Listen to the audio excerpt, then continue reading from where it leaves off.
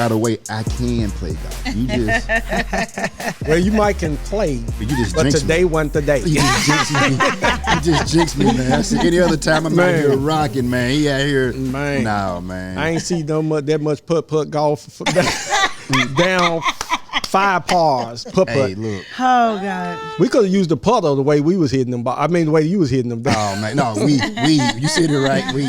Hey y'all, what's up? This is That's Law, the podcast. I'm one of your hosts today, Will, the underdog Richardson. And baby, it's the lovely LaTanya. And always your girl April. Oh, and I'm Charlie Caswell. Hey, wait a minute. He came into the. Forget about the introduction. Y'all ain't putting. You know what? This is gonna be a good show. Yeah. We introduce you, man. You don't come over here running our show. Man, you may run the county, yeah, but you can't run this show, man. You can't have it all. Well, you gonna get some disclaimers before that. Yeah. Let it be known. Right. Of course, we have a special guest in the building tonight. We have Mr. Dr.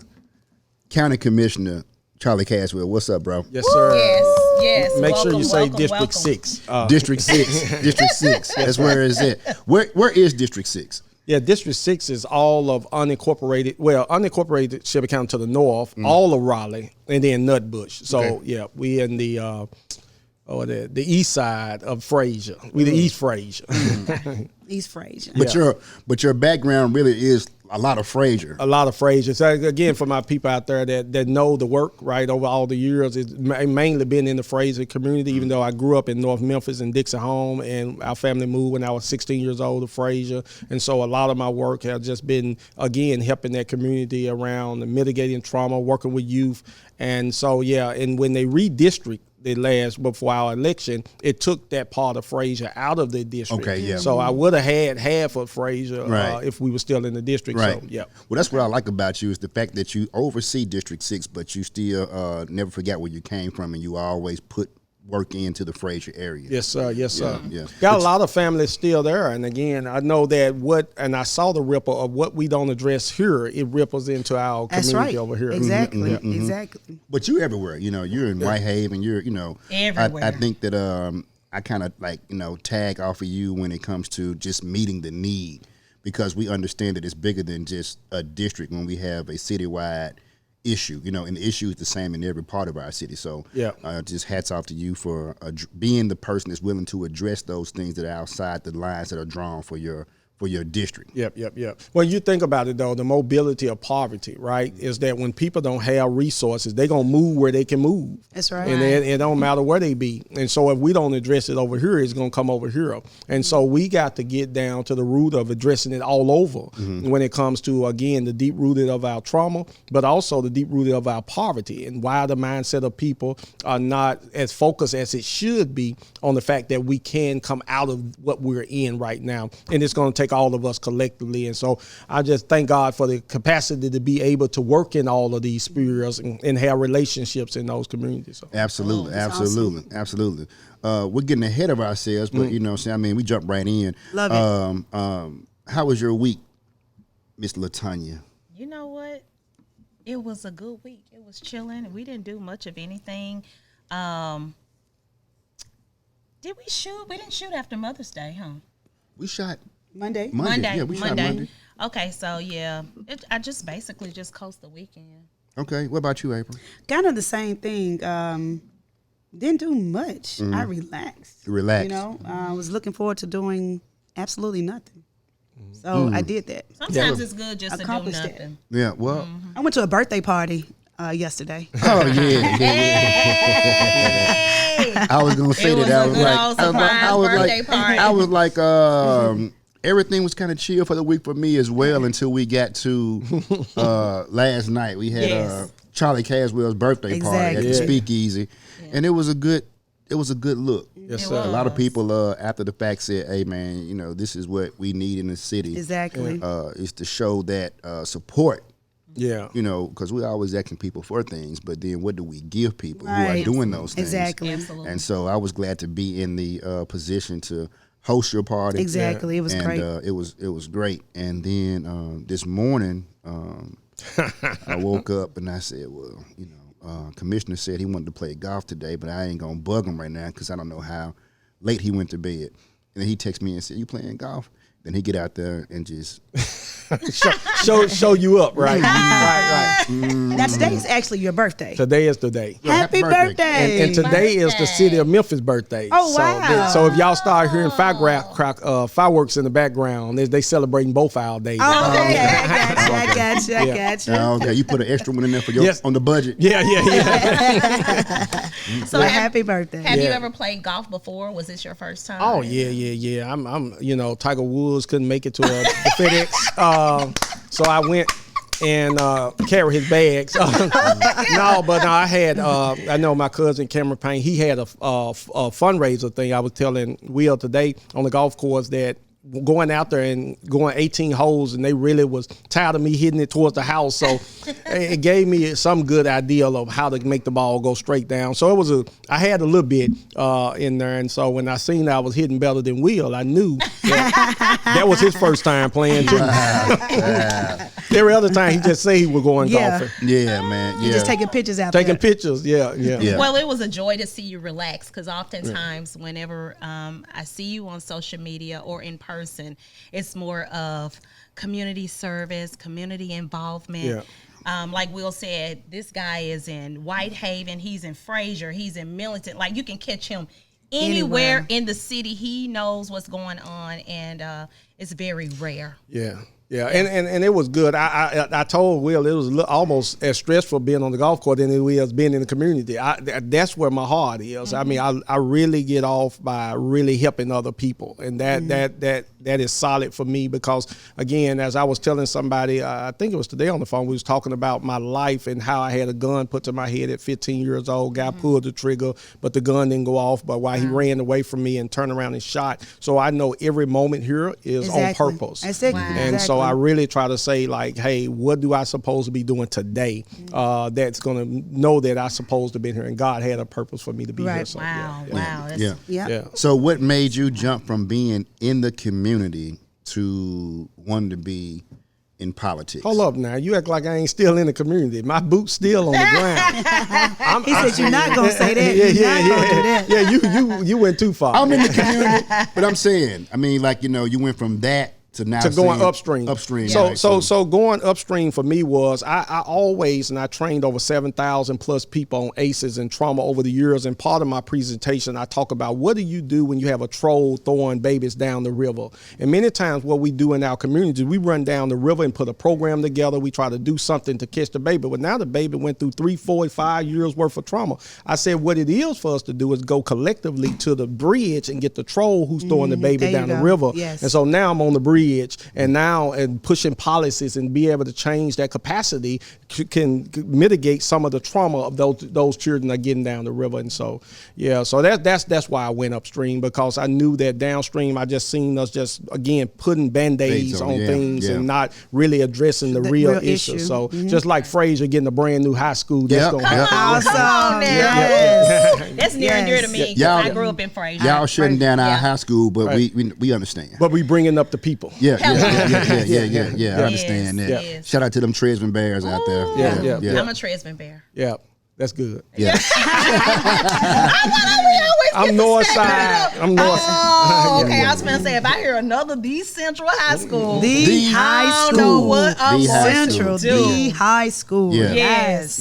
Yeah. So even though we grew up in Fraser. we did grow up in Fraser, Sky Lake. Yeah. James Road in Hollywood. What's up, y'all? Mm-hmm. But but you was at Central all day. Yeah. After school program. Yeah. Came home, went to sleep, went back. You went Went right back to Central. Exactly. Hey, we were blessed. I'm not mad about it. I promise you. I'm not mad about it. That's right. But I'm on the same page with you. Now that I know that program works for that particular high school, then that has to be duplicated to all high schools. True. And it shouldn't be a situation where, when it comes down to athletics, I'm okay with having bragging rights, but I'm dead serious when it comes to academics. It should be across the board receiving the same information. Yeah. And I know that when we were at Snowden and went to Central, I did do I think I did a year and a half at Tresman. You did. And I knew then that there was a difference. Yeah. And I was like, why are we not being taught the same thing at Tresman that we were being taught at Snowden? You know what I'm saying?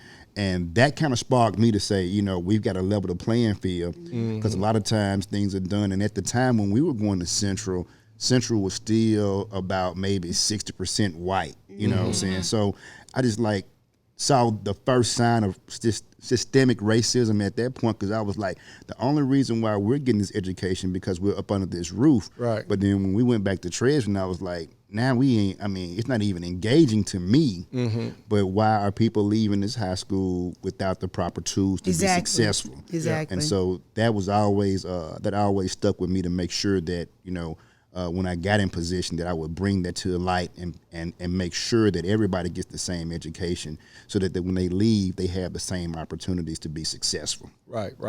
Well, I mean that's right on. And the thing is, when you think about that a lot of times, and you follow the numbers, when you talk about those whites in those communities, is sadly they show up. And sometimes, and we can debate, you know, why we can't show up, whether it's a single parent trying to work 2 jobs and can't be there at a meeting 3:00 in the evening, after school, PTA meetings, and then you got a single family home there, but not just showing up there, but at the poll, Right. showing up and voting, so that you know, if we don't get this, these numbers gonna show up, Right. and you gonna get gone. Right. And so we got to be intentional about making sure that the people are representing our voice. So I make it clear, I don't work for Shelby County government. I work for the 76,000 residents in District 6 who saw the need to vote me into Absolutely. office. That's correct. And Absolutely. that's it.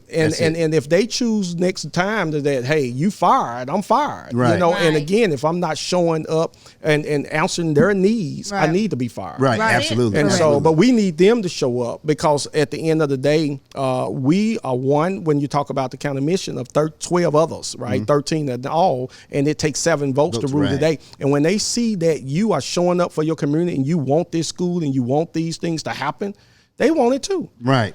And it's about who shows up, that you get the squeaky wheel, get the oil, you know. Right. And so again, I say to people all the time, just like we got the 8,000 some emails about Justin Pearson going back, Right. give us the same 8,000 emails Right. about our children having Absolutely. resources in our community. Exactly. Right. Turn That's up real. like that and watch Right. what That's happens. it. Right. Watch what happens. Right, because it takes the community to make change. Exactly. And that's what I've always taught. I was like, you know, hey, look, we got to make noise. You know what I'm saying? Because it's one thing for a representative, whether it's state or local, to say this is what the community needs, and when he looks over his shoulder, his or her shoulder, and there's no one there rooting them on and saying we agree, then it can be taken lightly. So we have to show up for those things, to show, hey, he's not just saying that because this is his own personal agenda. He's speaking on our behalf. Right. And we have to find out what's important to us in this season. Is it, you know, a basketball game? Is it a movie? Is it a concert? Or is it the well-being and the public safety of my community? Yeah. And I think if we can make time for other events and extracurricular activity, we have to include that as part of our agenda. Yep. Yeah. Most Absolutely. definitely. Yeah, man. So, I got a question. yeah. So, heavily involved in politics, family, your lovely wife, Yeah. the 5 children? Six, Is it yeah. 6? Yeah. 6 children. How do you balance serving the people, wife, family, Yeah. you know, trying to get some me time? Like, how do you do this? Well, the me time is out. Okay. So it's gone bye-bye. they get all that. Yeah, okay. You know, even like, you know, a couple of weeks ago, just decided I was going to go to Orange Beach, and I was just going to lay on the beach. And so I was like, Lord, the kids said they want to go. So I took them. Okay. So then they down there, and I'm thinking I'm going to lay on the beach. And next thing you know, 30 minutes later, Daddy, we want to go swimming. And so I got to sit at the swimming pool and watch y'all swim when I supposed to be Be coming laid to on the rest. beach. Right. But the thing is, for me, the joy of seeing them, because again, I come out of poverty. I come out of no vacations. All right. And to be able to take my children on vacations, Right. and just like now, to allow the wife to go for a week on vacation after seeing her put in work for a whole year to get the business, the driving school off the ground and rolling. So when we know that we're building that legacy for our children, Correct. you know, just like for me to step down as executive director of Legacy of Legend and pass it down to my 26-year-old daughter, I could have continued to run that organization, continue to do what we were doing, but I know the importance of seeing families and the legacy That's right. of our children's children getting well, and that is the balance for me. I'm getting ready. I'm 48 today, getting ready to come around 50. Right, it's like the next phase is all about them. Right. We made our mistakes. I've done the things, and I tell my kids, I don't want to see y'all do these same things. Let's break that cycle. That's right. Yeah. And that's what it's about. It's about forward progression. And anytime you can see your children doing more than what you were doing at the age that they are. They are correct. Then that's when you go to bed. That's what gives me peace when I see my kids doing things on the up and up and doing things successfully at the age. When I was their age, I was not doing that. Right, correct. So I'm saying, okay, so they're a step ahead. And so hopefully when they get to 46, they'll be doing way more things than I'm doing at 46. And that's how it's got to be. Right. A lot of times you don't see that, though. So, I think that's a rare trait for us as people. Yeah. Rare trait for us as community people. We want to see people doing good, but just not better than us. Right. And we have to kill that mindset if we're going to make our city better. Yeah, I think that where we came off, and I was just having a conversation with one of my lobbyist friend coming in. She's in D.C. doing something, and she said, she was just struggling with the fact that money became the issue for her. Right. And God just been dealing with me that it ain't just about the money. And that's where we got it. And, and not to be preaching just on here, to say that Malachi 1:8 said, will a man rob God? He said, how do we rob you? And he said, your tithes and offering, your time, your talent, your treasure. Anytime I'm not pouring into you, and greater is he that is in you than he that is in the world, I'm robbing God. Robbing God. And so whatever I got to give to make you better, that gives me the ability that the divider is not able to touch, because God said you gonna give, right? And then if we as a people to understand we got it to give, and we storing up something for what? For what? Yeah. For what? Right. And that's the part that while our kids are out there now trying to steal and kill and destroy for what? For what? Because nobody has shown them the value is in them. Right. And they got that to give.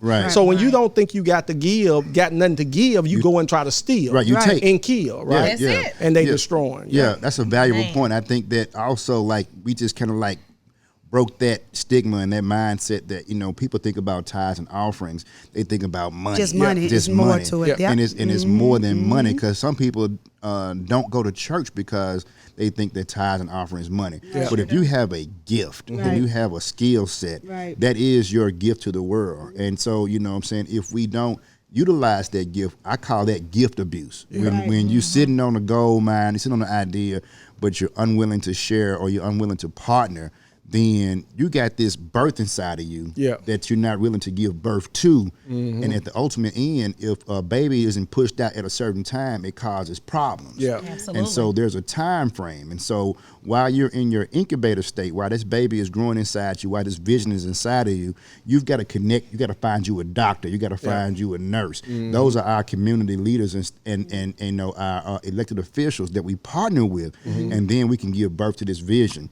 I'll say this. The other day, my wife was on Facebook, and she saw this post that really bothered her. It was 3 young men that were surrounding this elderly person's house, and the neighbor across the street was taking pictures, and they bust her window out on the side of the house, but she had a dresser there, so they couldn't get in. And then they, at the end of the day, they ended up fleeing because people called the police. But she said, "Will, we got to protect our senior citizens." And we're in the healthcare field, and so I was telling you today while we were on the golf course, I said we got to find a way to protect our seniors, and we shared some ideas, and I think we're going to work on that to get that done. Absolutely. That's definitely great. But it takes her mindset to see something that I was just like, man, we got to figure something out. She had God gave her that vision, but she's from the community, so we got to be able to be open-minded and listening to what the citizens are saying, because they see something more than what we see while we're trying to troubleshoot. So, and that's why I thank God for my wife, because sometimes a lot of the ideas that people see me do or the things that I say, they're not always me. It's because I'm connected to the right people. That's right. That's right. Yeah. So, and that's what it's all about, the networking. And then, and so, I wrote a book, How to Become More Visible, Vocal, and Valuable to Your Community. And in that book, talk about connecting, collaboration, communicating with the pastor, police, politician, parent, principals, proprietors, and partners. That network of us bring that village. What been robbed from us is that if you go back to the Africa, they asked the question, how are our children? And the village is what kept the children in the family together. You know, they have a tradition in Africa where basically they bring the kids before the elders, and the children are able to ask the elders that. Right now the elders are gone, right? Because they never been asked the question. They had never. So we're generations. People keep saying, "Where are the parents?" The parents never got parent. Right. That's it. And so true. you know, where are the village? Right. Those who got wisdom, those who understand that it's going to take all of us come together. We got to quit kicking the can down the road. It's not going to get better after this. Exactly. After 2 years in the pandemic, with people sitting in domestic violence, domestic abuse, emotional abuse, they are going to come out of that hurter than what they went in, and they're going to hurt other people. Yep. That's right. And so we What's know the saying? this. Hurt people hurt people. Hurt people, and it's another saying that what is predictable is preventable. Absolutely. And if we know that hurt people, what are we doing to heal to the heal people? them, right? Heal them. Exactly. Yeah. You know, That's so and that's true. one of the things that I took pride in when I went out and I was on my campaign trail, and I would ask citizens. I'd say, "Well, what do you want?" Yeah. They always say, "Well, what you gonna do?" I said, "That ain't about what I'm gonna do. It's what do you want me to do?" Yeah. And to see their eyes light up and say that somebody cares and is concerned about what they see. Right, You know, right. this is what we want. We want a park in our neighborhood. We want better school system. We want better health care. These are the things that I can bring to the table to go do. And so when you ask those questions in the community, you find that people do have a solution. Or they have a desired outcome, but are we listening? Yeah. Right. And if we're listening and then we're applying that and we're putting the resources in play or demanding those resources to be in play, I think that is the start of us changing and making our city better. Yep. true. Yeah. That's so true. Yep. So now that you're a county commissioner, is it what you thought it was when you first came in? Because like when you're running, you know, and I haven't had that experience yet, but I'm like, I think this is how it is. But so now when you got sworn in and everything and got to business, was it what you thought it was? Well, I'm gonna say this is that I came in historically, right, with 5 black women, the only man elected at the time. So 6 of us came in. So to have those strong black women with those strong opinions and ideas. So I'm gonna say this: I prayed for years that we get more women because I watch men do what men do. And whatever they pride or whatever egos fighting against each other with not addressing these issues. Right. So yes, I say this is that because I've been on the ground doing this work so much that it's now I just know I'm upstream. Right. And now I know what need to be downstream addressed. Like I'm not gonna kick that one down when I know what's gonna happen to it. Right. Right. And to have these strong black women on that body to say, Charlie, we with you, we agree with the same thing, and they have that nurturing spirit. They got that the nurturing spirit. Yeah. And so yeah, I'm gonna tell you, I'm blessed. I'm so blessed to be on that body. I keep my composure, you know. I keep, but it comes with prayer, being prayed up, because when you go in there, we fight not against flesh and blood, spiritual weakness in high places, and it is a stronghold that want to stay over this county, over this city to keep us where we are. Yeah. Right. And so you have to go in intentional. You can't go in and talk about I'm gonna be on this side, that side. I'm gonna be on the right side. That side, this side got us where we are. Right. How do we get out of this? Right. And that's where you put God first in it, and then watch how this thing change. Absolutely. Yeah. And we got to put in the work, right? You know what I'm saying? We got to roll our sleeves up and get down to what needs to be handled and addressed. And a lot of times we just kind of patch it up a little bit. But I think in this season we've got great county commissioners, and I do agree that we have a great county commission right now that is willing to address the issues and roll the sleeves up and really get the work done. That's right. Yeah. Well, when you say that too, I often say this: it's 13 of us. It's 960,000 citizens. Right. Come on now. When do 960,000 citizens give their power to just 13 people Right. without saying nothing, without doing nothing? Right. Now, you don't go home and go to sleep. You supposed to email. You supposed to call. Somebody. I know my people do. You supposed to inbox like you. We work for you. What's your email?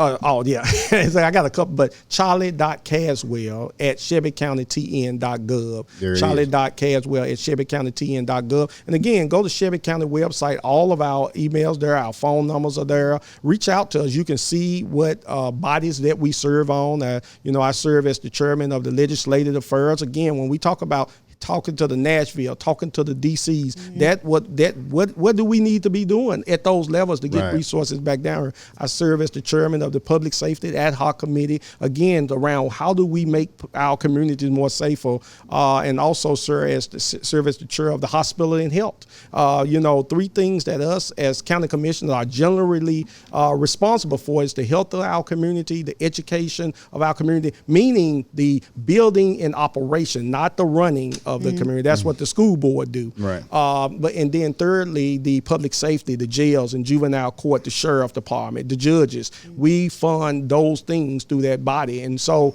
that's what you call on us for. But, it's been things that we've been able to do with the community. Reginald Milton enhancement grant has been named after Reginald Milton, our former county commissioner, who pushed for that to happen, where we can make those investments back into our districts to people that's on the ground that we know that's doing the work. How do we build their capacity? I think we need more than 200,000 to do it. Hey, I hope they hear me out there.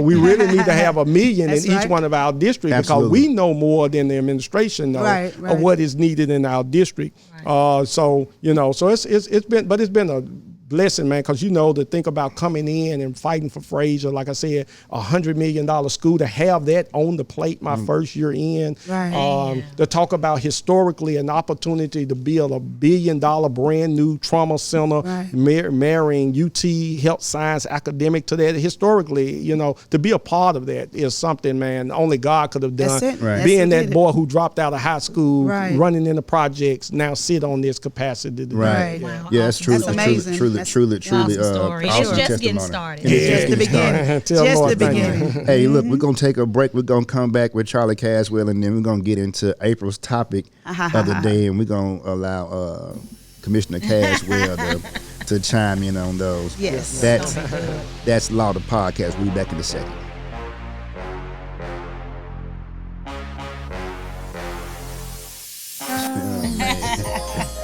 And we're back with That's Law the Podcast with our special guest, Dr. Commissioner Pastor Charlie Caswell. So I didn't mention this, but you just received your doctorate. Yeah, honorary doctorate. Yeah, congratulations on that right there. Yeah. Where's my clap? My round of applause. That's a blessing. That was big. That was awesome. big. Yeah. What did that do for you? Like when people take the time to recognize and acknowledge your hard work? Yeah, it's wonderful. I mean, I remember in 2017, Fraser brought forth the first humanitarian award for the community, and they gave it to me as humanitarian of the year. And to now to come full circle here to receive an honorary doctorate in humanitarian is that people recognize that you do the work, you for the people. Yeah. And so it just really validate, that over 20 years in ministry, 15 years of being on the ground, and people who know me know that years for not even for about the money doing this work. But now God has blessed me because I stay focused on the assignment. And so to be able to be honored in that way, and then to be appointed to the board of that university too, that's doing it in Houston and Atlanta and now opening a campus in London. I'm excited. And here in Memphis. Right. Wow. Yeah, because a lot of times we're so engulfed in the work. I think that was one of the things that really rewarded me after the election. They were like, hey, man, keep doing the work, man. You out here, you involved. Yeah. And that kind of gives you that extra energy because sometimes we get tired too, you know? Yeah. And some days you wake up, you're like, I ain't feeling like it. But you can hear those voices of people saying we need you, and that's what gives us that motivation to continue to serve. And that's how me and you connect. I mean, because even we met while you was running for office back when in the city council, and so it was even after that, and I told you I was supporting somebody else, and you still, I said, hey, but we doing this school drive, right? And you still showed that you care, you still stepped up, and you've been stepping up ever since. You didn't get in the race just to get in the race. You were for the people. Right. We just didn't know you, right? Right.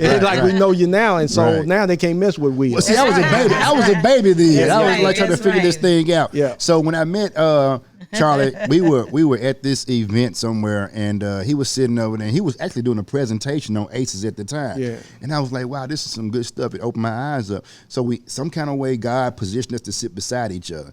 And I had on my little city council shirt and everything. He's like, oh, you running? I'm like, yeah, man. I said, I like what you're saying. I hope I have your support. He was like, no. He said, I'm rolling with my girl, who's my sister now, Mike Lisa Thomas. And we had her on the show a couple of weeks ago, and we talked about it and we laughed. You had her before me. I can respect it. I look at it. You know, we got to put the women in there, man. Right. You know what? But he did. He said, well, man, you know, I'm having this school drive. And, you know what I'm saying, if you can donate, it'd be cool. And I was saying to myself, I know this Negro. just tell me that he ain't supporting me, but he wants me to come to his drive. It was for the people. But I said, yeah, I'll do it.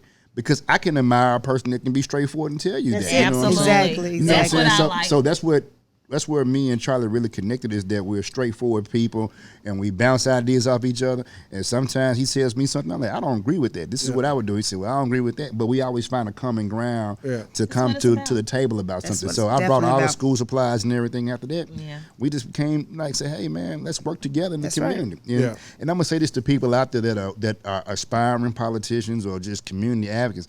Don't get caught up in winning or losing a race. Like, be more focused on partnering and making the city better. Right. If that's the outcome, then you don't have to be in that capacity to make a difference. To make a difference. Absolutely. Well said. Well, and you saying that, I mean, that's where I stand, is that because I stay focused on the issues and on the people, and this was my first election. Anybody could have ran. Right. You know, and people who have high pedigree and all of the money better than me, you know, could have ran. But I knew that when my season came, it was set. That's it. And so when you are doing it for the people, and I remember my opponent talking to the pastor, they were like, oh, police, politician, parents, they were like, we rolling with the person who already been rolling with us. Right. And so if you out there rolling with the people gonna roll with you. That's it. Exactly. And that's what it's all about. Period. Yeah. So that's a little nugget from Dr. Caswell. I just saved you a whole lot of money. Yeah. I know, right? Yes, you did. Don't come out. We talked about the same thing with Councilwoman Issa Thomas. Like, don't come out here running if you have not done the work. You have to sit out here. You know You what I'm gotta saying? do it. Put your bootstraps up. It's a vacant seat. I'm gonna jump in. Like, you haven't done it. People don't know you. There's somebody out here that has been working for 2 or 3 years, 4 years, sometimes 15 years, and they're gonna destroy you because they have a connection with the people. Right. Absolutely. Right. Okay, So April. What's important. the topic, April, for the Oh, for the lovely. Okay. Oh, my goodness. My phone went out. I should know it by heart, shouldn't I? Okay. Let's get serious. Not that this situation. This is what this here says. This is what this says. Not okay. So let's get serious. Questions to ask before you define the relationship. Questions to ask before you define the relationship. Okay. All right. Okay. What's number one on that? Number one. What do you consider cheating in a relationship? If you're together with an individual, everybody. My guy over here in the audience started laughing. What do you consider? What is cheating? What is cheating? Yeah. What is cheating to you? Cheating to me? I mean, I guess when you are having extracurricular activities with somebody other than me, I think that's cheating. So, you know what I'm saying? Like, but you know my philosophy. So, okay, look, let's make the disclaimer right quick, because some people don't even come back on this show because they didn't make a disclaimer. This is the opinion of That's Law, the podcast. That's it. You may be inspired, you may be motivated, you may get a bright light and an epiphany from this topic, but do your research. Do not go home and break up your happy home listening to us. This is just opinions. But this is and before advice. You get into a committed relationship. This is not because you're already in a relationship. Might be on the road some right people, now. Some people might be, you but you know how I think about it. I think that either you single, you married, or you divorced, or you widowed. So you don't believe in a committed relationship. I think commitment comes with marriage. But you say that, but you also said there has to be a period that you and that person are in that committed state. And you have the right during that time to ask those questions, and that's what we're talking about. That's what we're talking about. So it comes down to, what is cheating? Right. Well, I think once we get to that point and we say that this is what we're doing and things are moving into engagement, then cheating is you going out here and banging somebody else. Okay. What about receiving text messages and communicating with another person inappropriately? Is that cheating? I think that you cannot prevent somebody from texting you, Correct. is how you respond to that text. Correct. And if you're flirting with that person, I was getting ready to say, If what you're- about flirting? if you're flirting with- if- considered cheating? if you're flirting with that person, then maybe you're not serious enough. Maybe you're entertaining other things, which means that we're not ready to go to the next Exactly. level. Right. Exactly. What about you, April? What will you take as cheating? Basically the same things that you all said. I mean, entertaining someone outside of our committed agreement, definitely flirtate. I don't really consider flirtation and flirting as cheating, because I think married people flirt. You know, I think anybody flirt. You know, I think, you know, just a hello and just casual conversation can be portrayed as me flirting with this man at this bar, but we're just having a casual conversation. Yeah, I think it's kind of weird to not talk to people when you're So out. I think that those things are going to happen. But if you and this person are meeting up, having lunch, I don't know about it. You know, if you can't come and tell me about it, then you cheat. you probably shouldn't be doing You it. shouldn't be doing it. And I say that's too. That Yes. part is there. Cheating is robbing your other person, the person that you're saying you're committed to, of anything emotionally, right? Right. Anything that you should be giving to them. Right, Exactly. right. If you can't give it to them, and like you said, in a way that she know, Right. Right. then you cheat. You cheat. You can't Yeah. tell me. Because if then some, you cheating. because you know that old song, you say she just a friend, Right. Yeah. Okay. Baby, you got what I need. All right. Say he's just a friend. But I think I saw a post that was on TikTok or something. They said if your significant other has digressed in showing you attention or affection, they're giving it to somebody else. Yeah. So like you're right, it's robbing that person of the time that you should be giving them. You're giving it to somebody Right. else. Absolutely. And so that could be labeled as cheating. What's the next question, April? Okay, next one is, before you get into a committed relationship, how do you deal with your emotions and feelings growing up? Well, see, this is big because this is that trauma and ACEs that Yeah. Commissioner Caswell is, heavily emotional about and involved in. An expert. Yeah, Expert level. Because this is important. from past experiences Right. or whatever it may be, in Right. research and everything. But the research, yeah. Yeah, the Right. research. And just to say that you know, when you talk about, when you think about what happened to you as a child, what you seen your parents go through, Right. many relationships take into that relationship their frustration with their mother, because they watch their mother do something to the daddy, or the daddy do something to the mother, and Right. therefore now you're carrying that hurt into your relationship and you're passing it on. You got to heal before you can build. Amen. And many people go in and they feel like I can just chill, right? Right. Yeah. And that's why they end up killed. That's it. Okay. So Yeah. dealing with that, Charlie, at what point, because it's a pivot, right? So Right. if I'm seeing all of this, at what point do I say, you know what, I need to back up because you've had some things clearly that's been going on, That maybe you in haven't childhood addressed. you have not addressed. Yep. Or, hey, maybe I can work with this. Like in your expertise, Yeah. what is it? What can you tell that woman or that guy to be looking for? Like telltale signs that, hey, you might be, Yep. you probably need to back up a little The bit. telltale sign for me and what I've seen over the time of doing it, working with many families, is if they're not willing to talk about it, they ain't healed from it. Okay. Okay. And anytime you shut up, you get silent. See, three things happen when you traumatize. You freeze, you fight, you take flight. And many times you feel that person getting angry when you just ask them, why you do this with that person? And now he ready to he get high in voice and Right. anger, then they ain't healed from Or they it. shut down. Or they and- shut yeah. down and ain't saying nothing. They in freeze mode. Or they because- say, I'm out. I'm right, out. Right. You know what I'm saying? And that's taking flight. Right. Taking Right. flight. And so that's when you got to know that person is not healed Yeah, yet. right. It's when that person can sit there and say, baby, you right, Right. And again, this is long term.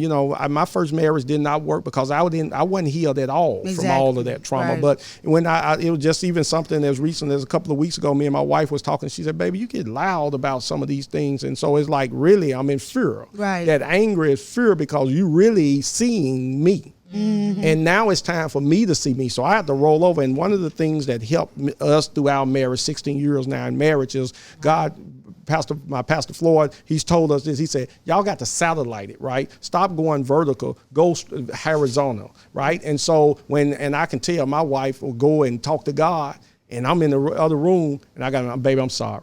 Because God will come talk to me. Right, when you satellite it up, it'll come down. A lot of time when you talking back and forth, you won't ain't get getting nothing anything. solved. Right, right. Right. Now y'all trying to solve. You really ain't trying to solve it. You're trying to cover it up. Right. Yeah. Trying to prove your point. Trying to prove your point, and Right, you're not. right. And so it's when you can be able to hear and be still, then you can know that you're about to heal. So yeah, I always say, like, just take a break. You know what I'm saying? If it gets to the point where it's a shouting match, just pause a minute, take a break, breathe in, breathe out, and make sure you don't say anything that's going to be hurtful. Right. And because, you know, once these words are released to the atmosphere, they penetrate, and you can't take those words back. You know, people used to say sticks and stones may break my bones, but words should never hurt me. Lies. Right. Words hurt. Words hurt. Words hurt.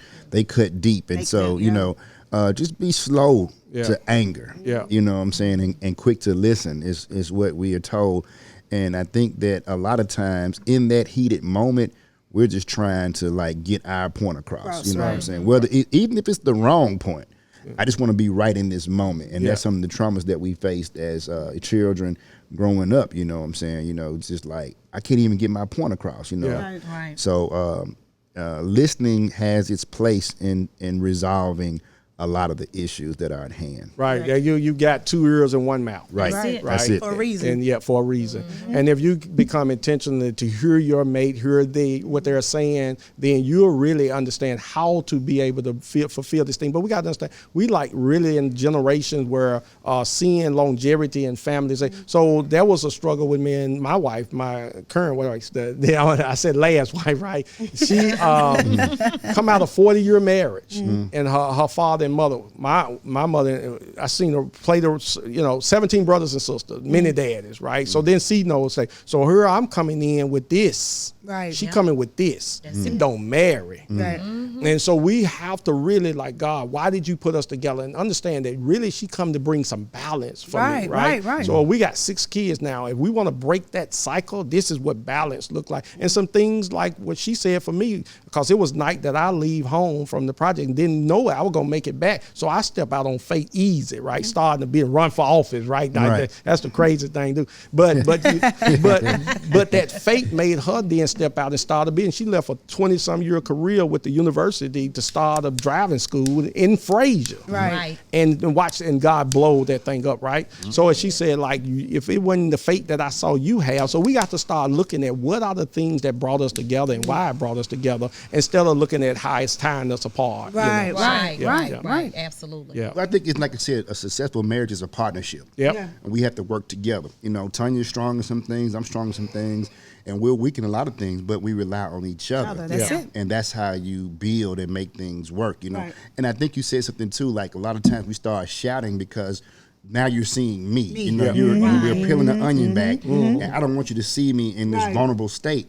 But when you're married and you're really working to have a successful marriage, it's okay to be vulnerable. This is me. I'm scared. I'm lost. I'm confused. I'm hurt. You know, and be okay knowing that you can trust your helpmate to aid you along the way, whether that be let's get some counseling or just that words of encouragement to say it's going to be okay. And that person sharing too, like, hey, you know what? I went through that same thing as a child, or I seen this happen, you know, and then we forget about what the issue that we're arguing about, and we find that we're more connected than ever because we're able to have those hard conversations. And that's go ahead. No, so that's real. Yeah, that's the importance of that is that when you can tell me something and I can not throw that back in your face when I get hurt. Right. And so now I'm finding and picking at that thing, right, that really I should be covering you over. And many times that's where relationships fail. It was because we began to peel back. See, you couldn't handle that right now. How you gonna handle me right?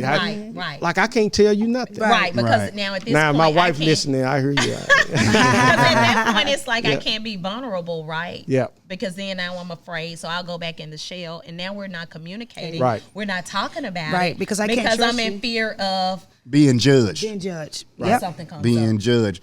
And that's when that dude at work or that woman at work and say, I understand, I can listen to you. Right. And then you find your time being put There you somewhere go. else. And that is the birth of the side chick and the side dude and the work wife and the work husband. Amen. But you got to go back to our other podcasts and hear about that. We're going to move on. What's the third one, April? All right. What things won't you compromise on? Ooh. Those are very important when you get into being a committed relationship. Things I'm just not willing to compromise on. What are you not willing to compromise on?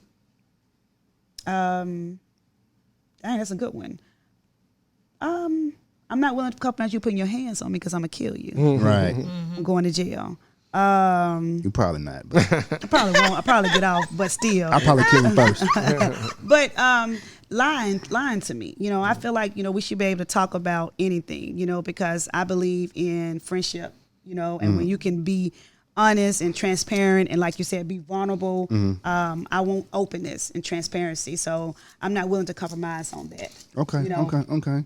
Yeah, I mean, I think that's real. I think that there shouldn't be anything that is non-negotiable when you're in a relationship. Right. I think you can find something 50-50 to make the meet at the middle of the road on what's going on. Whether that's spending, so this is my money, that's your money type deal, or how we raise kids in a blended family. You know what I'm saying? I think there's a way to compromise in every situation. In every situation. I think that I have to agree with you 100%. Yeah, and I think that we talk about relationship, we can kind of like parallel that with politics, right? You're in a situation now, first, that you're in a Democratic dominant seat at this point, but you still have to get some votes from your counterparts at times, and so it's about expressing yourself and finding medium ground to get things done for the betterment of the community. Example is being better for the family. You know what I'm saying? Exactly. You got to give some to get some, and I think that helps a relationship a lot of times if you come in willing to negotiate. Exactly. It can't be just one way, and it's just your way, and I can't. I don't care. That's it. It has to be like both sides. Yeah, that's the problem with our country right now. It's either my way or the highway. Right. No. I thought that was the way too. So yeah. I told my wife that until I didn't get my way. Exactly. That couch is a lot harder than that sofa. You found out. Yep. And then it became our way. Yeah. The next one I think is very important. Okay. How important is sex to you? Yeah. Well, they Everybody say, got quiet. they say that causes divorce, sex and money. And communication. So I would think that would be up there. Yeah, like, I think way up there. Well, I think that man and woman were designed to be intimate together. I mean, you know what I'm saying? Now, children and jobs and the stress and community service that we do can kind of like sometimes override the need to be intimate. But at the end of the day, that's what we're designed to do, is be fruitful and multiply. And release stress. And release stress and everything else. And so if your mate is not willing to accommodate you in that capacity, then you probably should marry it. You shouldn't even be in a committed relationship. Where it's too late. Right. What if you already in it though? As some people that get in it, and I say that is you got in it, and now you when you talk about peeling that onion, and now I'm gonna shut down, and now I'm gonna tell you I'm not gonna give you none. And now you in it. Right. So what you do? Yeah. Man.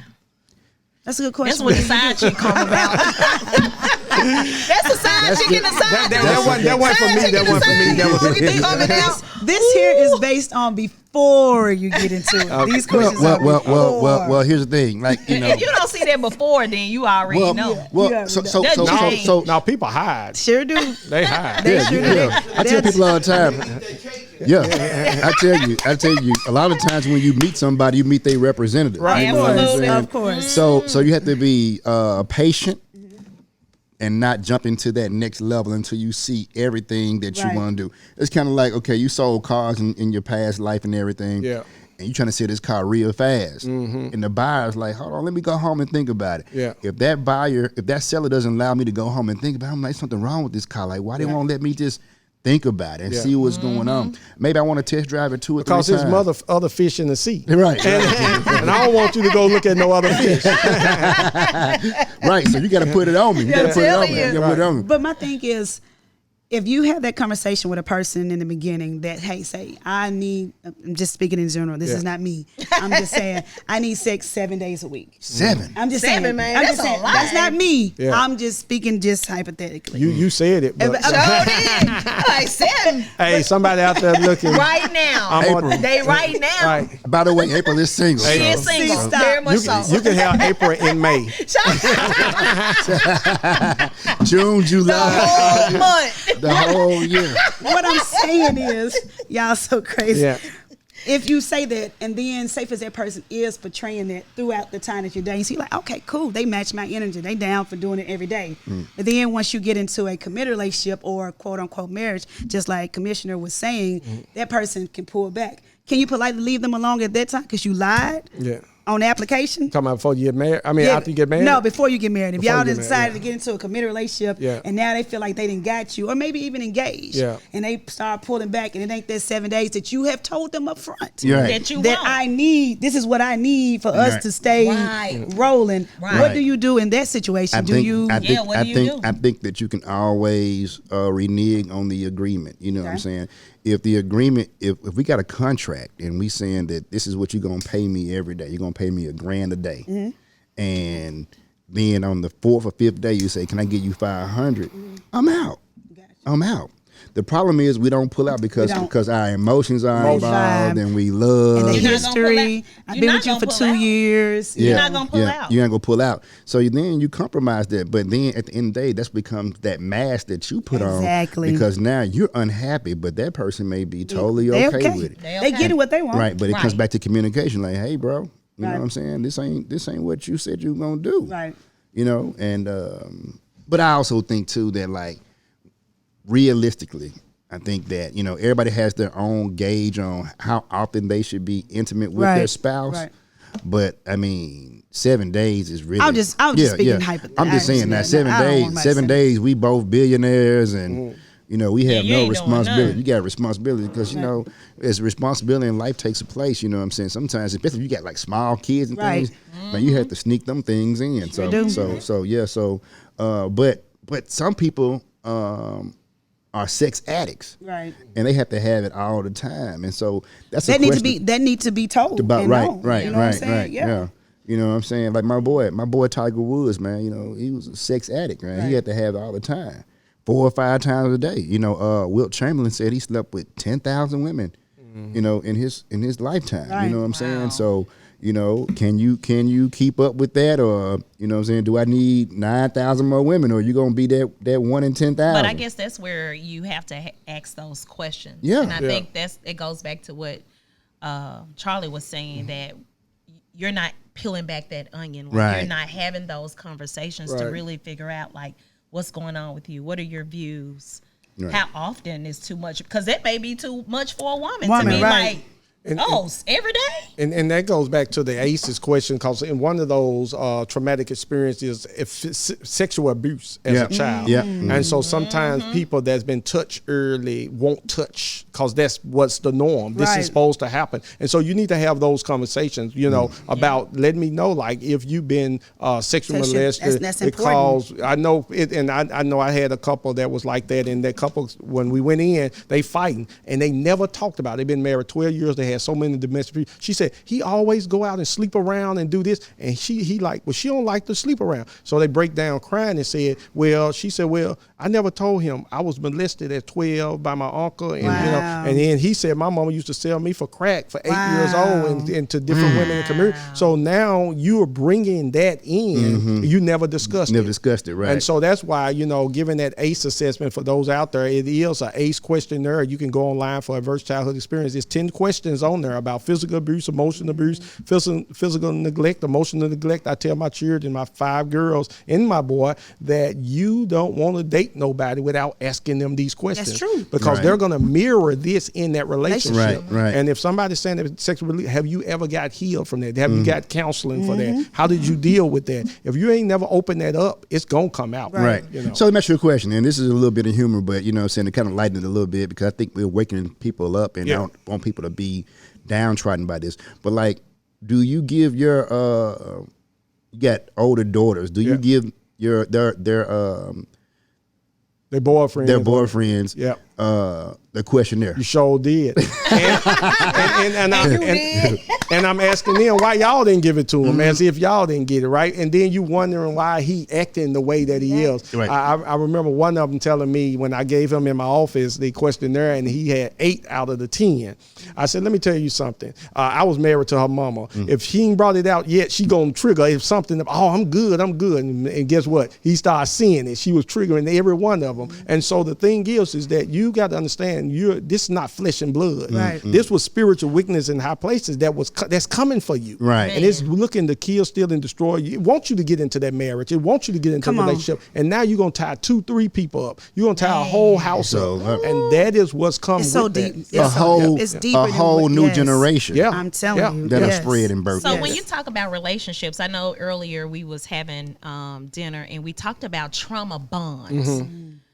What can you talk about trauma bonds, and can a couple come out of that successfully, or is it like down the line it's not gonna happen? So you and I kind of know where you're going with that, but just say what you're saying with trauma bonds, meaning both of them dealing with some of the same dealing with trauma. the same thing. So we're attracting each other because we got some of the same traumas that are going on. Hurt people, But- misery, love company. Yeah, but you may Right. heal. Right.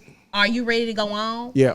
Can it work? Yeah. Like in your experience, So- what do so- you think about that? So I say this is that if God connected you all, right, and you know that this is a God connection, then therefore you are there. If you get the one that got healed, it's talked about how the saved wife should stay there for the unsaved husband, right? So you got to begin to let that light shine. When that person is still yet struggling with it, you got to know this is how I overcame it. This is what I did, right? Share those experiences on how you came out of that thing so that they can come out and be understanding that everybody ain't gonna come out the same. Everybody don't have the same story. It may have been 10 times for me of that same trauma. It may have been 1 for you. And it may have been that you had some positive experiences that gave you resilience. So when we do our ACEs questionnaire with families, we also do a resilience questionnaire. So it may ask the question, did your mama ever hit you, slap you? Yeah, that's 1. Then over here it may ask, do you feel your mother loved you or your father loved you? And those ones who say, yes, I felt they loved me, but they hit me, 9 times out of 10 can come out of that thing because they can start identifying with that love. And you got to find that positive thing that they had that experience with and build on that. But if they ain't have nothing but negative, you got a situation on your hand. Right. So that if again, you can go to Legacy of Legends CDC, our website. We got both questionnaires on there, the resilience questionnaire and the ACEs questionnaire. Do both because you want to know what trauma, but what resilience, and begin to tap into that resilience, right? That's how you help come out of that thing. Yeah. Cool. Yeah. Wow. That's deep. What's the That's next? real What's the stuff. next one? Next one is where did it go? What does love look like to you? What does love look like to you? I think that goes back to like the love languages, you know what I'm saying, and understanding what your love languages are. Now people are saying, what are love languages? So you got to go do your research. You know, we all have things that we consider to be love, whether that's receiving gifts or act of service or physical touch. What's the other 2? Affirmation. Affirmations. Words of affirmation. And quality time. And quality time. Yeah. So, that's what I think we have to base what love is. I think love is sacrifice too, you know what I'm saying? And that may be active services, you know what I'm saying? Are you so busy in your own life that you don't have time to invest in mine? Right. And I think that, for me, my personal constitution is acts of service. Like, I'm a very busy guy, and I thank God for my wife, LaTonya, who understands that. So sometimes when she sees that water is getting over my head, she'll say, hey, I'll take this off your plate. I'll run and do these things for you. And to me, that's more than just like a physical touch or, things like that. Like, help me help us to be the successful people that we are designed by God to be. So thank you, baby. Yeah. You're welcome. And if I had it my way, I would have sex 7 days a week. This man But here. you got to go to the golf course. I didn't say that. I gotta save the community. However, my love language is physical touch. Right. That's my number 1. Right, all right. She told me that. She told me that You need to be touching her. Right. Told She him that told from me the day Yeah, touch her. one. Day She one. like, I like to be touched. And I said, okay. Well, Look how you wrote. You know what I'm saying? Don't start nothing. Right. That makes it easy for me. You know what I'm saying? That's that foreplay. Yeah, foreplay. Touch without the date. Don't just touch when you get in the bed. It's not just sex. Yeah. But and most men I found to be word affirmated people. And so if women know to cheer that man on, you don't know what he go throughout the day. And then especially black men, already have to deal with the struggle of the world and black women too. But to be able to say, King, run on and see what the end gonna be. I got you. Man, he can turn flips. Right. My wife said that as when she married me, she was working on her PhD. I didn't even have a GED. Now I got my doctorate degree. Look at Tell the Lord, thank Won't he do it? Won't he do it? She said something. You know what, Caswell? You need a T-shirt. Yes. Tell the Lord thank you. Thank you. I'm telling you. My top love language is words of affirmation. Words of affirmation. Yeah, but see, I give that, so that's what I love to receive. Yeah. So most what you kind of do is what you like to receive. Right. Absolutely. No, I mean, those things are important. So I hope on this podcast, you guys are like, man, love languages.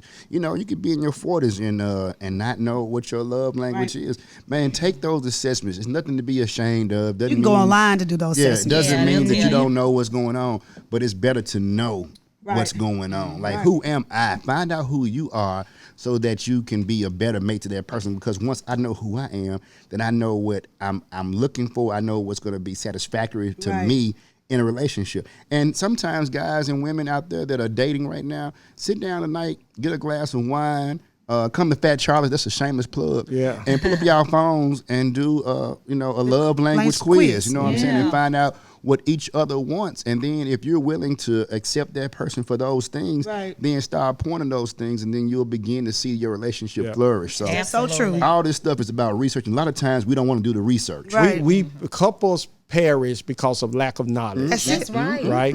And a lot of times when you're not willing to invest that knowledge into those relationships, don't look for it to last. That's it. We just, and again, and it may be that you never saw that before. Right. And so that's why you got to get around couples, that understand that and willing to pour into you and share this type of wisdom on platforms like this and say, okay, this might help me save my marriage. Right. Because the worst thing that can happen, somebody said this on a podcast, the worst thing that can happen is that you spend the rest of your life with someone and not really know them. Yeah. Like go to the grave and not know what your spouse really wanted or who they really were, and you never even shared to them who you really were. What a terrible way to end your legacy, not being able to be transparent. So go ahead, April. All right, I'm going to give this last one. It's so many, but this one here I think is pretty good. How much alone time do you need? Like me? That's a good one. Like me? I get my alone time when I'm doing my self-care. Like, I'm a big self-care guy. I like to go to the sweat lodge. I like going to the golf course. I like going to just sit down. Go a little more. Yeah, well. Charlie, look, this is what I... Now, go ahead. You were flowing. No. Here he come. No. You stop that. You stop that. I promise you one thing. Yeah. And one thing for certain. As surely as the Phoenix Suns are out of the basketball competition, next time we play golf, I'm going to assassinate you on that. You're going to be like, man, I don't want to play with Will no more. I'm sending you back to putt-putt. Right. But it's important, though, because I think everybody needs to. I've learned that through this time of being divorced and newly single and things of nature, enjoying just my time. Yeah. And that's important. Whomever I choose to get serious with would understand that it's going to be times I plug out, not away from him, but just to unplug for yourself. For myself.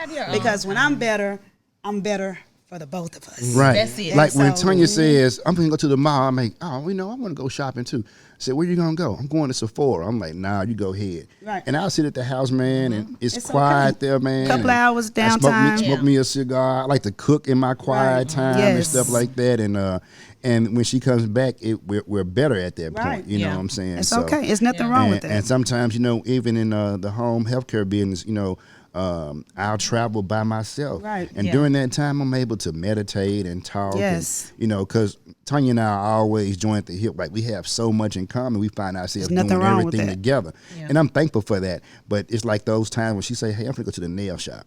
I'm like, I ain't going up for no 2 hours. You know what I'm saying? So these 2 hours here gonna be for me to read and do the things Just that I like rest to and do chill. and just rest and chill. So what do you do, Commissioner, in your spare time, the little time that you have? Right. I think I asked you the other day and I saw this blank stare and I was like, man, he was. It's gotta be but you're so woven into doing the work. I'm gonna tell you what do you like to do? Fat Charlie's. All right.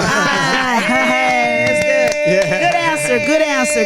Fat Charlie's Good cookies. answer. Good answer. That's endorsed by County Commissioner Charlie Caswell. Yes, Thank sir. you right there. Make sure you go out and vote for him. He's a guy that understands. and I say this, I appreciate my wife in understanding that capacity. Even like I tell her, I said, baby, coming out of that commission meeting, you have all of this going on. I don't want to take out, because my wife, she's an introvert, and she lose energy around a lot of people. Right. I gain energy around people, but it is that time you have to debrief. And so instead of taking all of that home and pouring it out on her, and she got her own things going on, to be able to go to somewhere like Fat Charlie's and chill and be able to just to regain my strength my mindset, direction I want to go. I come out strong, she come out better. That's so it. Yep. You know what happens? He uses me as his punching bag. He come down there, hey, Will, sit down for a minute, man. Man, you ain't gonna believe this right here, man. This what's going on. Right. I'd be like, okay, I'm gonna soak this up, because one, I'm learning from him, and I consider you to be a mentor and a big brother to me, and I'm thankful to have you in my life, and I'm glad that God connected us, because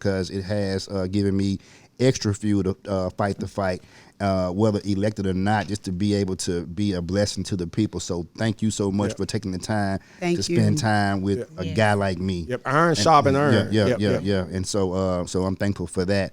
And that's what we do. I hope that this podcast has blessed Yes. the masses. I know y'all gonna watch this and listen to this.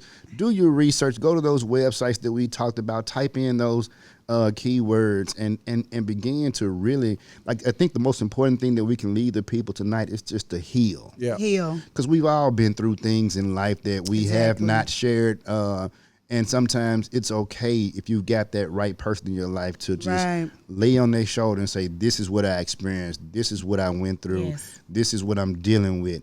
And I believe that God will begin to unlock doors and heal in that capacity so that we can be better people. I think that if we do that, our community will be a lot better. And I know you're big on pouring in resources for mental health and getting those dollars in place, and it's budget season right now.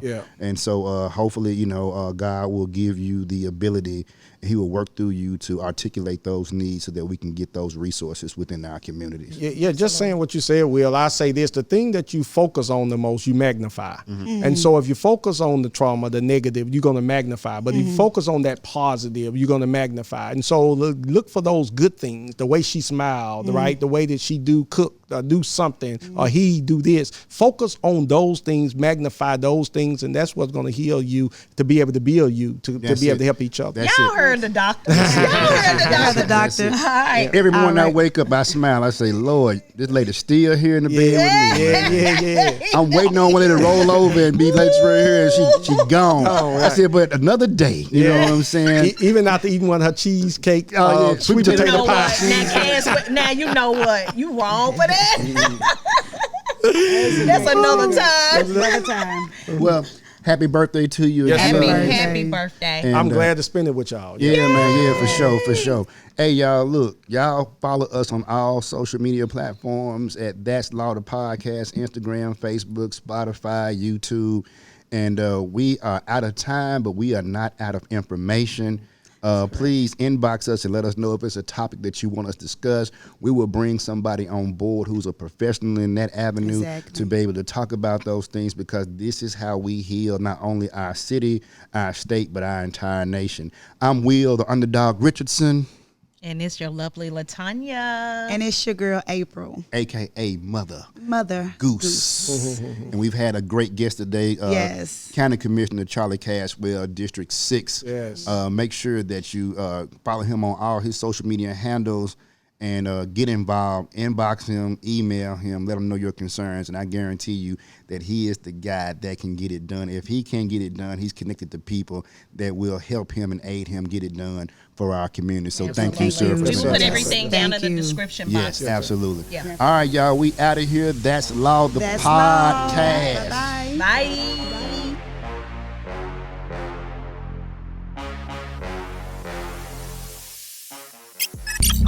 This is the Spotlight Podcast Network.